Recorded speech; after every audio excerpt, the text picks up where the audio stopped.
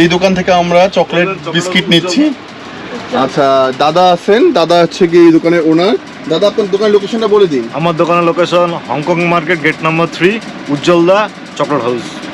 আচ্ছা, এটা আছে এই ভবনটার 3 তলায় আমরা হেঁটে উঠলাম। উঠে ওনার পাইকারি শপ, এখানে সবই আছে, সব রকমের চকলেট, বিশেষ করে চকলেট পাবেন, আর বিভিন্ন প্রসাধনীও পেয়ে যাবেন পাইকারিতে। উনি সেল করে হোলসেল, যারা বেশি নেবেন তাদের জন্য লাভবান হবেন।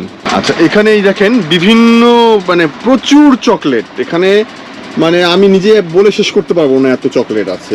অল্প কিছুই নিয়েছি, খুব বেশি নেইনি, তারপরে উনি ডিসকাউন্ট করে দিয়েছে।